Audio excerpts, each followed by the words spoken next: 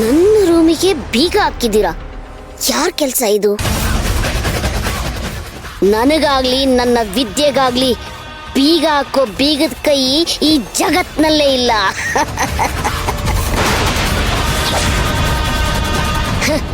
ನನ್ನ ತಂಟೆಗೆ ಬಂದವರು ಬದುಕುಳಿದಿರೋದು ಇತಿಹಾಸದಲ್ಲೇ ಇಲ್ಲ. ನನ್ನ ಶಕ್ತಿ ಸಮೇತ ಈ ಮನೆ ಒಳಗಡೆ ಬರಕ್ಕಾಗಲ್ಲ ಅಂತ ನನ್ನ ಶಕ್ತಿನೆಲ್ಲ ಆಚೆ ಇಟ್ಟು ಬಂದಿದ್ದೀನಿ. ಇಲ್ದೆ ಹೋಗಿದ್ರೆ ಬರೀ ನನ್ನ ಕಣ್ಣು ಸನ್ನೆಲೆ ಈ ಬೀಗನ ಪುಡಿ ಪುಡಿ ಮಾಡ್ತಿದ್ದೆ. ಆದ್ರೆ ಏನಂತೆ, ಈ ಬೀಗನ ಮುರಿಯೋ ಶಕ್ತಿ ನನ್ನ ಮಂತ್ರಕ್ಕಿದೆ.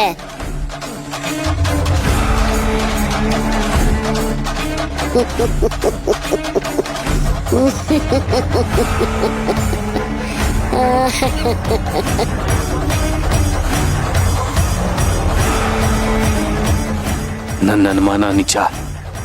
ಇವಳು ಸಾಮಾನ್ಯವಾದವಳಲ್ಲ, ಇವಳು ಮಾಟಗಾತಿ.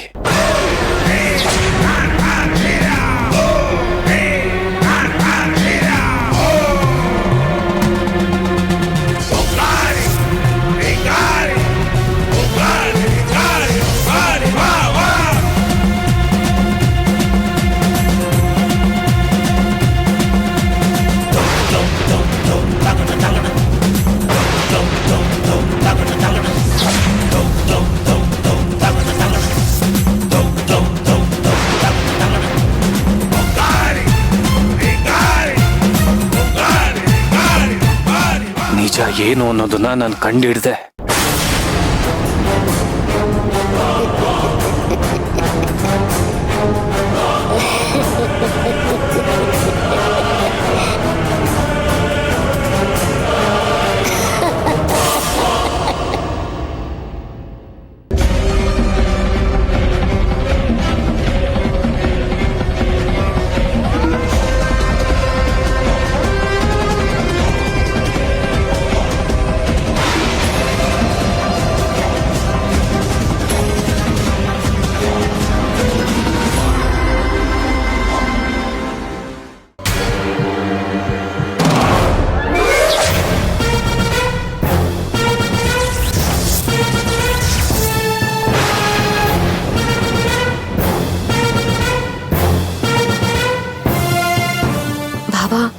ಇಲ್ಲೇನು ಮಾತಾಡೋದು ಬೇಡ, ಬನ್ನಿ ನಡೀರಿ.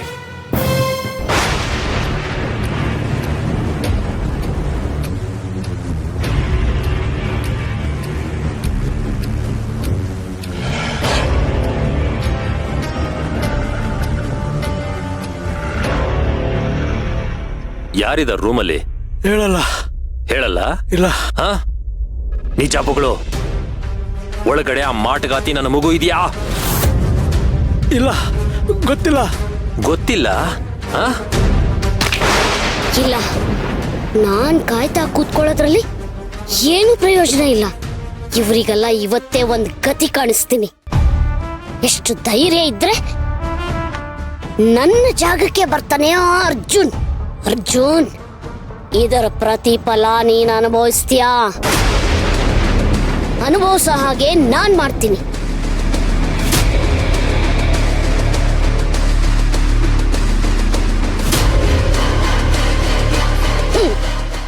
ಇವತ್ತು ನಾನು ಮಾಡೋ ಪೂಜೆಯಿಂದ ಈ ಮನೆಯಲ್ಲಿ ಎಲ್ರೂ ನಾನು ಹೇಳ್ದ ಕೇಳೋ ಹಾಗಾಗ್ಬೇಕು. ಹಾಗೆ ಮಾಡ್ತೀನಿ.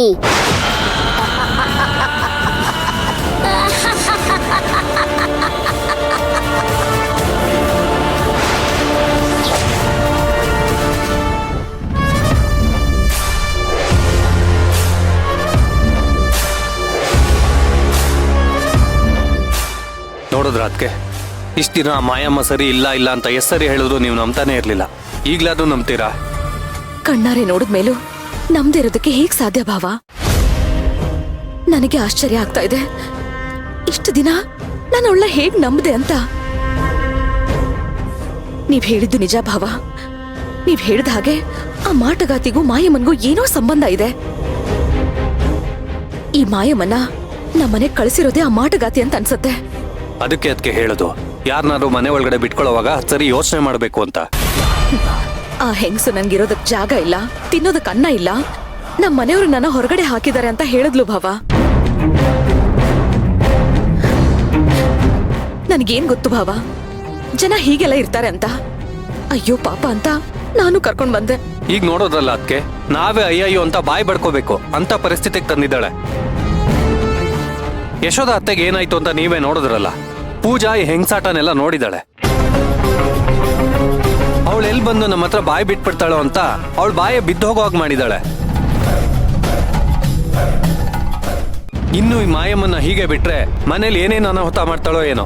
ಭಾವ, ನೀವು ಪೂಜಾ ಅಂದ ತಕ್ಷಣ ನೆನಪಾಯ್ತು, ಅರ್ಜುನ್ ಸರು ಆ ಮಾಟಗಾತಿರೋ ಜಾಗಕ್ಕೆ ತಲುಪಿದಾರಂತೆ.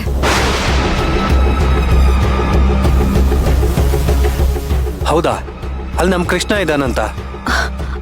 ಅಲ್ಲಿ ಯಾವುದೋ ಒಂದು ರೂಮಿಂದ ಕೃಷ್ಣ ಅಳೋ ಹಾಗೆ ಸದ್ದು ಕೇಳಿಸ್ತಾ ಇದೆ ಅಂತೆ ಭಾವ.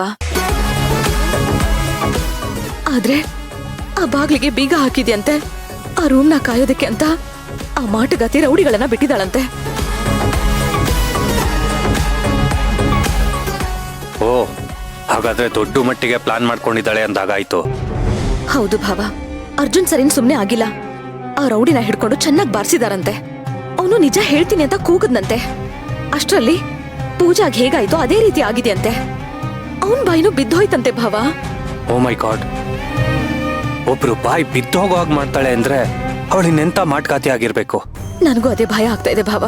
ಇಷ್ಟೆಲ್ಲ ಮಾಡಿರೋಳು ಆ ಸಣ್ಣ ಮಗುಗೆ ಇನ್ನೇನ್ ಟಾರ್ಚರ್ ಕೊಟ್ರು ಬೇಡ ಅಂತ. ಇಲ್ಲ ಅದಕ್ಕೆ ಅವಳ ಟಾರ್ಗೆಟ್ ಮಗು ಅಲ್ಲ. ಹಾಗೇನಾದ್ರೂ ಇದ್ದಿದ್ರೆ ಇಷ್ಟ ದಿನ ಅವಳು ಮಗುನ ಬದುಕಿರೋದಕ್ಕೆ ಬಿಡ್ತಿರ್ಲಿಲ್ಲ. ನನಗನ್ಸುತ್ತೆ ಅವಳು ಮಗುನ ಇಟ್ಕೊಂಡು ಬೇರೆ ಯಾರನ್ನೋ ಟಾರ್ಗೆಟ್ ಮಾಡ್ತಿದ್ದಾಳೆ ಅಂತ. ಯಾರಿರ್ಬಹುದು ಭಾವ?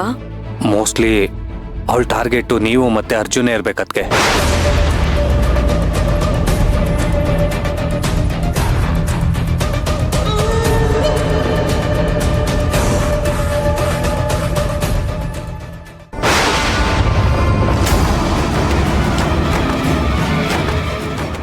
ಪೂಜಾ, ಎಲ್ರನ್ನು ಕರ್ಕೊಂಡು ಬಂದು ನನ್ನ ರೂಮ್ ತೋರಿಸ್ತೀಯಾ?